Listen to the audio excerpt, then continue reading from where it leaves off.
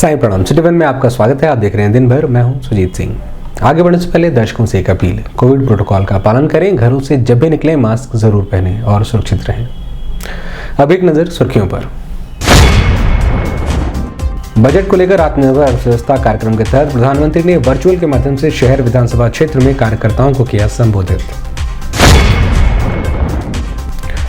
4 फरवरी से होने वाले नामांकन के दृष्टिगत एडीजी जोन ने किया निरीक्षण, दिए आवश्यक दिशा निर्देश। जिलाधिकारी ने वाटर स्पोर्ट्स के संचालन को लेकर कार्यदायी संस्था व संबंधित अधिकारियों के साथ की बैठक। एडीजी जोन ने कलेक्ट्रेट परिसर सहित अन्य स्थानों का निरीक्षण कर लिया जायजा। उप जिला निर्वाचन अधिकारी ने दी जानकारी, कहा आयोग के निर्देश के क्रम में प्रत्याशी करेंगे नामांकन। यातायात व्यवस्था को सुगम बनाने के दृष्टिगत पुलिस अधीक्षक यातायात ने ट्रांसपोर्ट नगर चौकी पर व्यापारियों के साथ की गोष्ठी। सीएमओ ने दी जानकारी, कहा जनपद के विभिन्न 400 सीएचसी, पीएचसी व जिला चिकित्सालय सहित अन्य स्थानों पर वैक्सीनेशन कैंपों का हुआ आयोजन। गलन और भीषण शीतलहर से शहरी और ग्रामीण क्षेत्रों में आम जनजीवन रहा प्रभावित। और एसआईसी ने दी जानकारी, कहा मरीजों की सहूलियत के दृष्टिगत जल्द दुरुस्त हो जाएगा डिजिटल एक्सरे मशीन।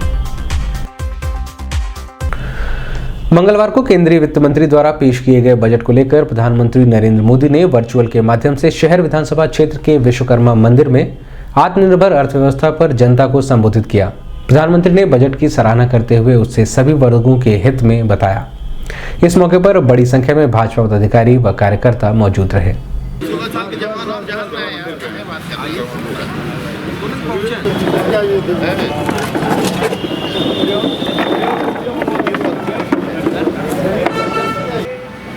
कोई मुसीबत आए, बिना तकलीफ के वो आगे बढ़े और देश की अर्थव्यवस्था में भी अपना जो योगदान करे। इस बात हमारे आत्मनिर्भर अर्थव्यवस्था, इनका इस विषय पर उनका हमको मार्गदर्शन मिलेगा। मैं आपके और उनको निमंत्रित करता हूँ, आमंत्रित करता हूँ कि वह दुनिया में बहुत सारे बदलाव की संभावना है, एक नए वर्ल्ड ऑर्डर की संभावना है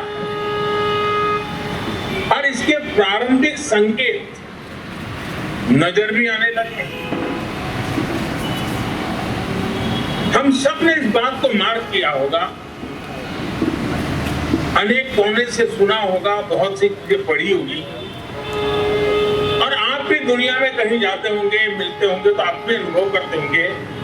आज भारत की तरफ देखने के विश्व के नजरिए, अब दुनिया के लोग, ये समय नए अवसरों का, नए संकल्पों की सिद्धि का समय है।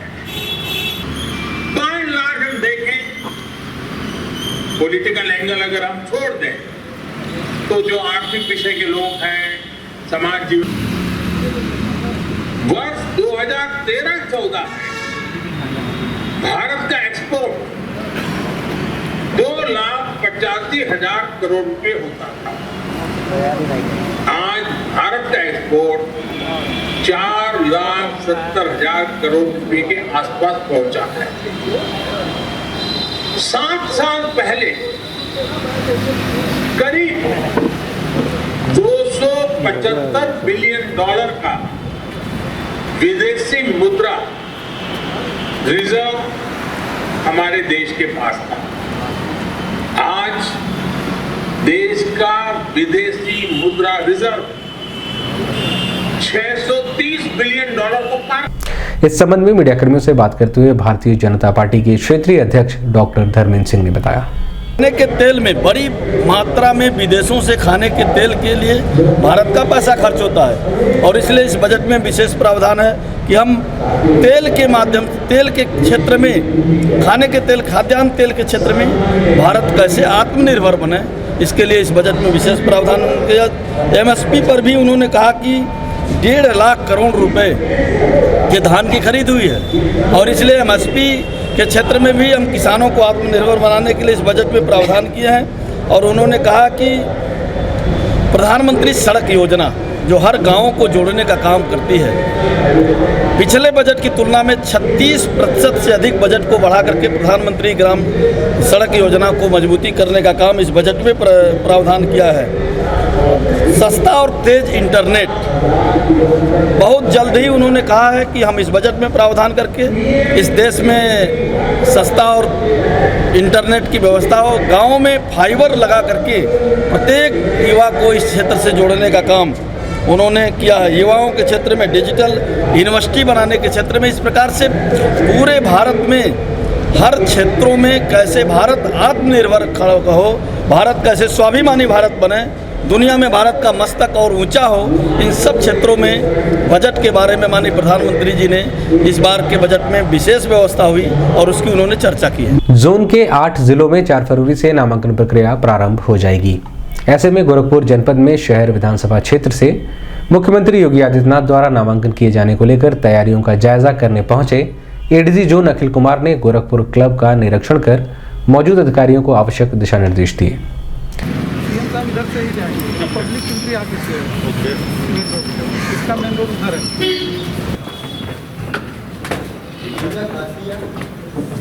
इसका बस चेक कर लो क्योंकि मुझे लग रहा है इसका ये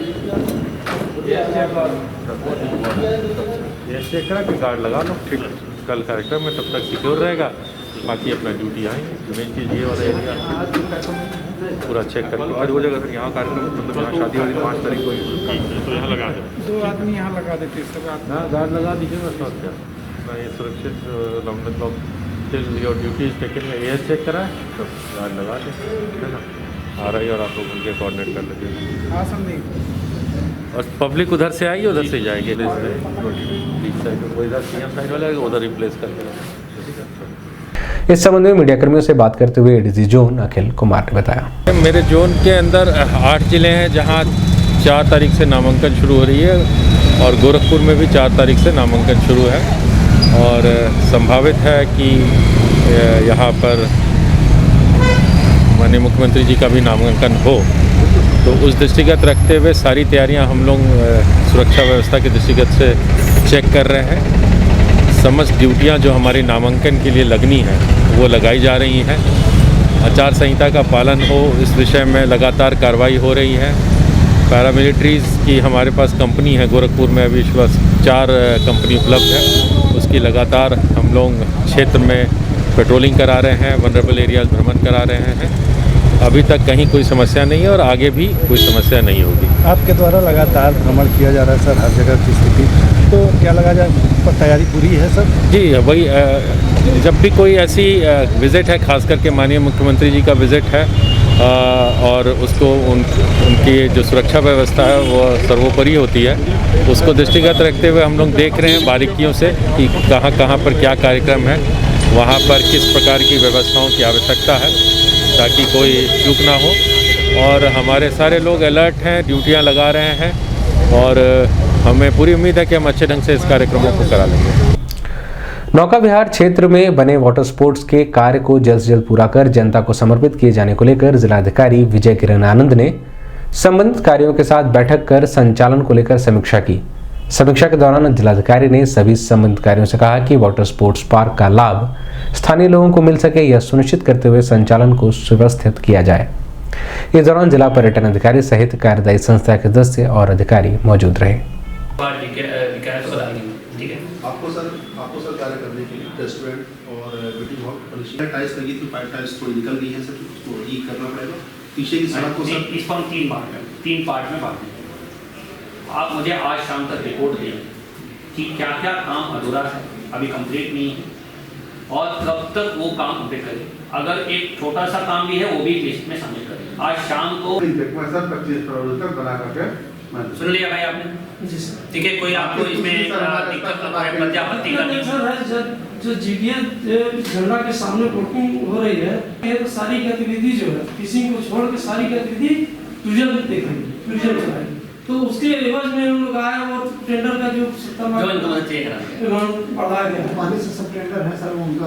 कलेक्ट्रेट परिसर में आगामी 4 फरवरी से होने वाले नामांकन की तैयारियों को लेकर एडीजी जोन अखिल कुमार ने संबंधित कार्यों के साथ नामांकन स्थल सहित अन्य जगहों का निरीक्षण किया। निरीक्षण के दौरान सुरक्षा व्यवस्था सहित अन्य सुविधाओं को चाक चौबंद किए जाने का निर्देश दिए। इस दौरान पुलिस अधीक्षक नगर सोनम कुमार सहित अन्य संबंधित अधिकारी मौजूद रहे।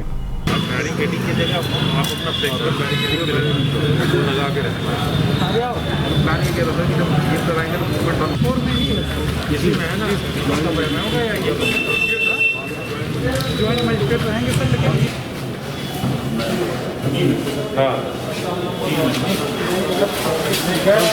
बता रहे हैं इसी कर्मचारी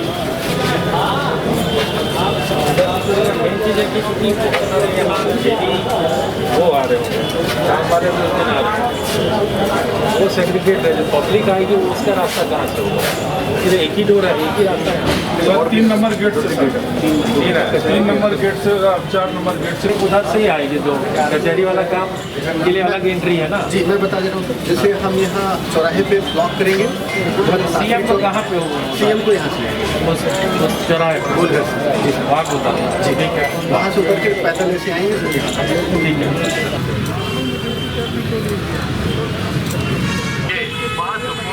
सावधानियां अपनाएं, 2 गज की दूरी, मास्क है।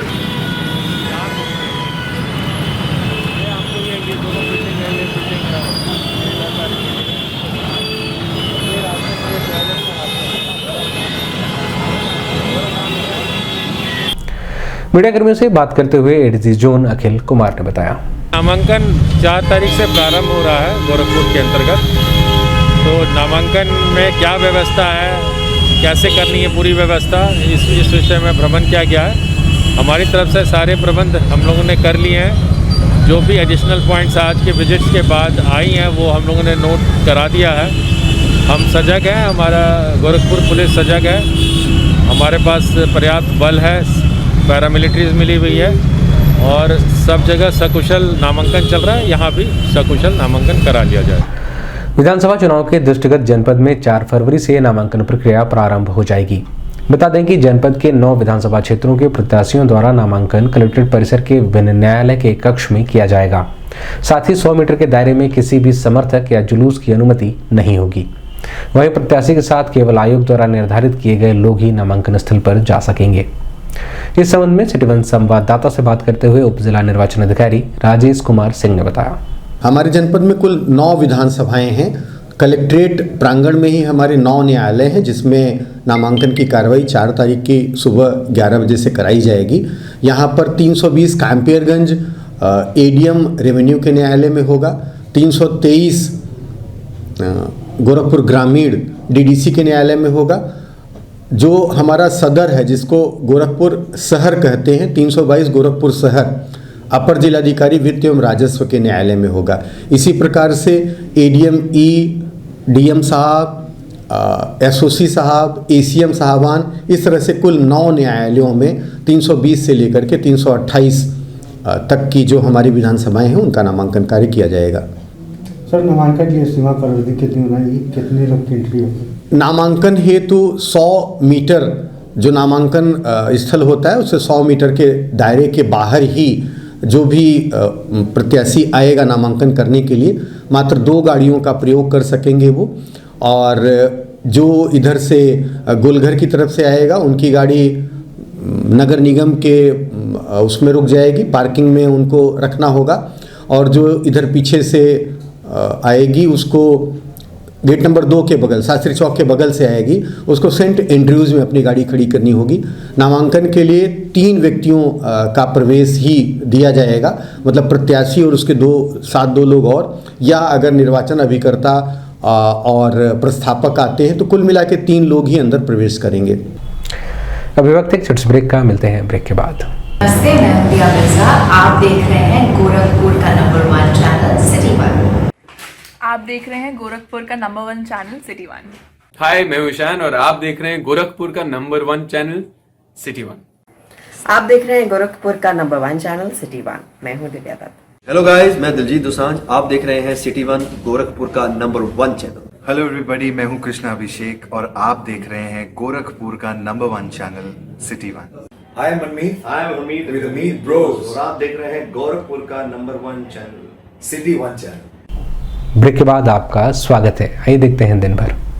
पुलिस अधीक्षक यातायात डॉक्टर महेंद्रपाल सिंह द्वारा यातायात व्यवस्था को सुगम बनाने के दृष्टिगत ट्रांसपोर्ट नगर चौकी पर छोटे व्यापारियों के साथ यातायात व्यवस्था से संबंधित समस्याओं को लेकर गोष्ठी की गई, जिसमें सभी फल और सब्जी विक्रेताओं से वेंडिंग जोन में व्यवस्थित होने का अनुरोध किया गया तथा सभी की समस्याओं को सुनकर सभी के सहयोग का आश्वासन भी दिया गया।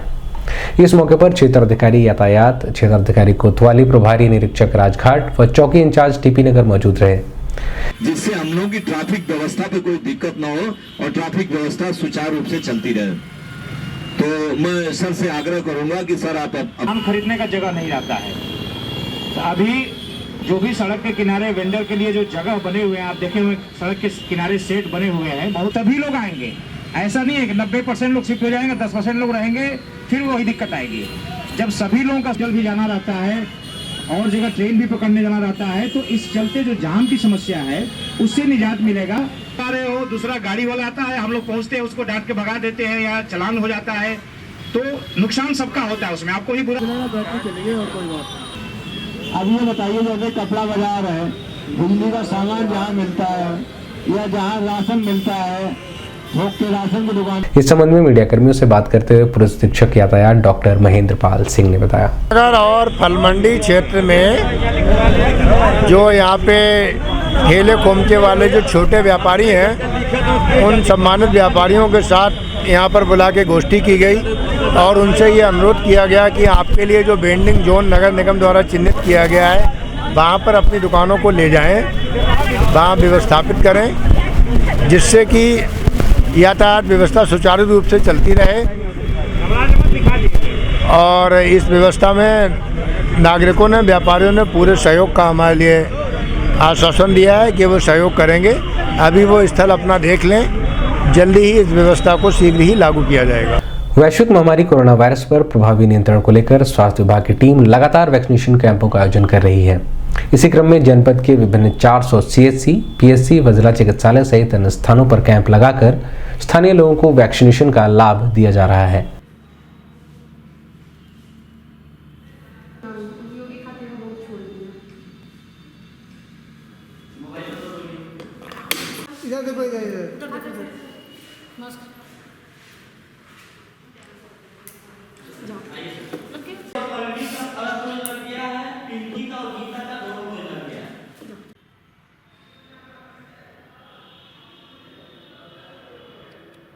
इस संबंध में श्रीवन संवाददाता से बात करते हुए CMO डॉक्टर आशुतोष दुबे ने बताया, आज 400 स्थानों पर हमारा कोविड वैक्सीनेशन चल रहा है और आज हम लगभग 60,000 वैक्सीनेशन करने का लक्ष्य बनाए हुए हैं और उसी के तहत जो है हमारी टीमें भ्रमण कर रही हैं। सुबह से जिलाधिकारी महोदय ने 2 सामुदायिक स्वास्थ्य केंद्रों का निरीक्षण किया। मैं स्वयं 2 सामुदायिक स्वास्थ्य केंद्र और 1 अर्बन PSC का निरीक्षण कर चुका हूँ। ICCC का निरीक्षण किया हूँ। लगातार कोविड की सैंपलिंग बढ़ाने का प्रयास किया जा रहा है, कोविड वैक्सीनेशन किया जा रहा है। उसी के तहत जो है 96% हमारी प्रथम खुराक और 60% जो है 15 से 18 वर्ष तक के बच्चे और दूसरी खुराक हमारी 68% हो चुका है। आप लोगों के सतत प्रयास से, आप लोगों के लगातार मोटिवेशन और प्रचार प्रसार से हम ये गतिविधियाँ प्राप्त कर रहे हैं और निश्चित रूप से शीघ्र ही हम लोग जो है 10 जनवरी तक हम जो है गोरखपुर को 100% कोविड से वैक्सीनेट कर लेंगे। लगातार कड़ाके की ठंड और भीषण शीतलहर से जहां आम जनजीवन पूरी तरह से प्रभावित है, वहीं ग्रामीण क्षेत्रों में भी इसका खासा असर देखने को मिल रहा है। भीषण धुंध और गलन ने लोगों को घरों में कैद करके रख दिया है। वहीं इक्का दुक्का लोग ही सड़कों पर आते जाते दिखाई दे रहे हैं।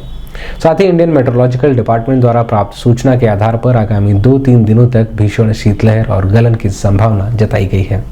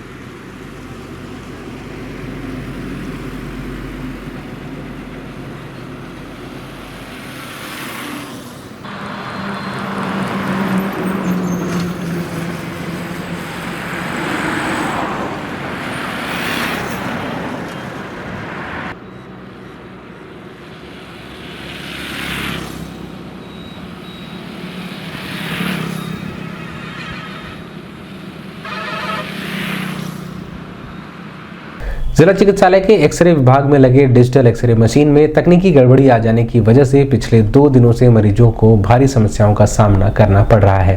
बता दें कि प्रतिदिन सैकड़ों की संख्या में मरीजों को यहां से निराश होकर लौटना पड़ रहा है, जिसको लेकर संबंधित अधिकारी ने कार्यदायी संस्था को अवगत कराते हुए जल्द से जल्द मशीन को ठीक कराने का निर्देश दिया है।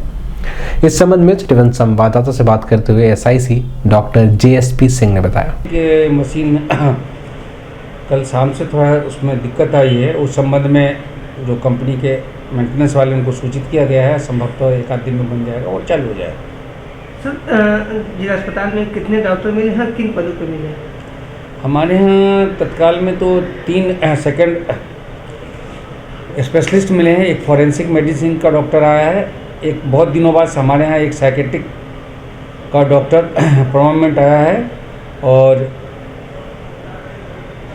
तो तीसरा किस्म है, हाँ, एक ऑप्थेल्मोलॉजी में एक नए डॉक्टर ने ज्वाइन किया है। 3 डॉक्टर अभी शासन से जिला अस्पताल ग्वालियर गोरखपुर को दिया गया है। इन तीनों ने ज्वाइन कर लिया और अपना काम करना शुरू कर दिया।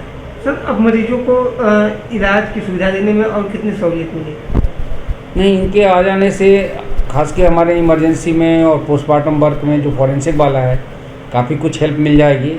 आई में भी पुराने डॉक्टर चले जाने के बाद थोड़ा सा एक गैप आ गया था और जो नए बच्चे आए हैं, डॉक्टर आए हैं, वो अच्छा कार्य कर रहे हैं। और मरीजों को पहले साइकेट्रिक हमारे OPD डेली नहीं चलती थी, लेकिन अब हमारे पास परमानेंट डॉक्टर आ गए हैं तो साइकेट्रिक की OPD डेली हमारी चल रही है। दिन भर में बस इतना ही। आइए नजर डाल लेते हैं आज की सुर्खियों पर। बजट को लेकर आत्मनिर्भर अर्थव्यवस्था कार्यक्रम के तहत प्रधानमंत्री ने वर्चुअल के माध्यम से शहर विधानसभा क्षेत्र में कार्यकर्ताओं को किया संबोधित। 4 फरवरी से होने वाले नामांकन के दृष्टिगत ADG जोन ने किया निरीक्षण, दिए आवश्यक दिशा निर्देश। जिलाधिकारी ने वाटर स्पोर्ट्स के संचालन को लेकर कार्यदायी संस्था व संबंधित अधिकारियों के साथ की बैठक। ADG जोन ने कलेक्ट्रेट परिसर सहित अन्य स्थानों का निरीक्षण कर लिया जायजा। उप जिला निर्वाचन अधिकारी ने दी जानकारी, कहा आयोग के निर्देश के क्रम में प्रत्याशी करेंगे नामांकन। यातायात व्यवस्था को सुगम बनाने के दृष्टिगत पुलिस अधीक्षक यातायात ने ट्रांसपोर्ट नगर चौकी पर व्यापारियों के साथ की गोष्ठी। CMO ने दी जानकारी, कहा जनपद के विभिन्न 400 CHC, PHC व जिला चिकित्सालय सहित अन्य स्थानों पर वैक्सीनेशन कैंपों का हुआ आयोजन। जलन और भीषण शीतलहर से शहरी और ग्रामीण क्षेत्रों में आम जनजीवन रहा प्रभावित। और SIC ने दी जानकारी, कहा मरीजों की सहूलियत के दृष्टिगत जल्द दुरुस्त हो जाएगा डिजिटल एक्सरे मशीन। अगले अंक में आपसे फिर मुलाकात होगी। साईं प्रणाम।